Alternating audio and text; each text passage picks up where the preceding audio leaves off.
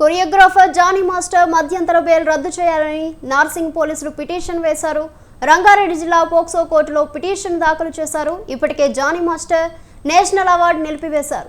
Award తీసుకోవడం కోసం 4 రోజుల పాటు మధ్యంతర బెయిల్ మంజూరు చేసింది కోర్టు. ఎల్లుండితో 4 రోజులు మధ్యంతర బెయిల్ ముగుస్తుంది. తాజాగా మధ్యంతర బెయిల్ రద్దుకు పోలీసులు పిటిషన్ వేశారు.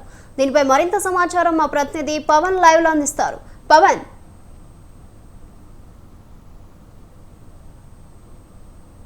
జానీ మాస్టర్ మధ్యంతర బెయిల్ రద్దు చేయాలని చెప్పి కూడా రంగారెడ్డి కోర్టులో ఇప్పటికే నార్సింగ్ పోలీసులు పిటిషన్ కూడా దాఖలు చేశారు. ఎందుకంటే నేషనల్ అవార్డు వచ్చింది, తనకు నేషనల్ అవార్డు అందుకోవడానికి కూడా మధ్యంతర బెయిల్ కావాలని చెప్పి కూడా పిటిషన్ వేయడంతో 4 రోజుల పాటు కూడా కోర్టు ఈ యొక్క బెయిల్ మంజూరు చేసింది. అయితే తాజాగా ఈ యొక్క నేషనల్ అవార్డును కూడా విత్డ్రా చేసుకున్నట్లుగా దీనికి సంబంధించి కమిటీ కూడా ఒక లెటర్ కూడా ప్రకటించిన నేపథ్యంలో మధ్యంతర బెయిల్ కూడా రద్దు చేయాలంటూ కూడా రంగారెడ్డి కోర్టులో కూడా దీనికి సంబంధించి ఒక పిటిషన్ దాఖలు చేసిన నేపథ్యంలో దీనిపైన ఆర్గ్యుమెంట్స్ కూడా కొనసాగుతాయి.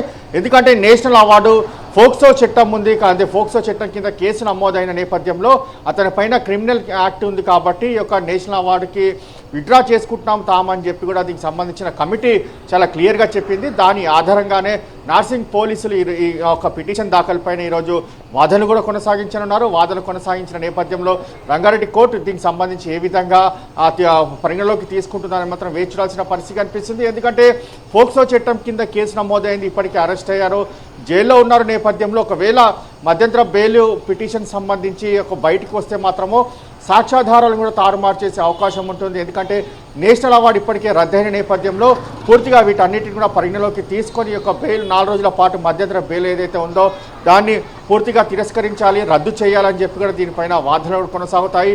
దాని తర్వాత దీనికి సంబంధించి రంగారెడ్డి కోర్టు ఏ విధమైన డిసిషన్ తీసుకుంటుంది, దాని తర్వాత జానీ మాస్టర్ సంబంధించిన నేపథ్యంలో వారు అడ్వకేట్స్ దీనిపైన ఎలాంటి వాదనలు వినిపిస్తారో ఆర్గ్యుమెంట్స్ సంబంధించిన నేపథ్యంలో ఏ గ్రౌండ్స్ లెవెల్లో యొక్క ఆర్గ్యుమెంట్స్ కొనసాగుతాయని మాత్రం వేచి చూడాల్సిన పరిస్థితి కనిపిస్తుంది.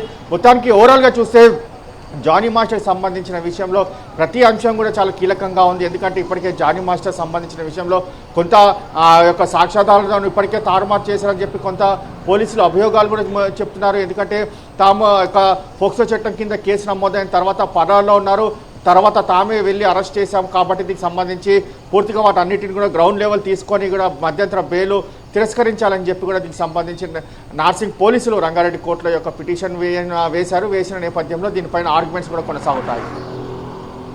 Right Pavan, thank you.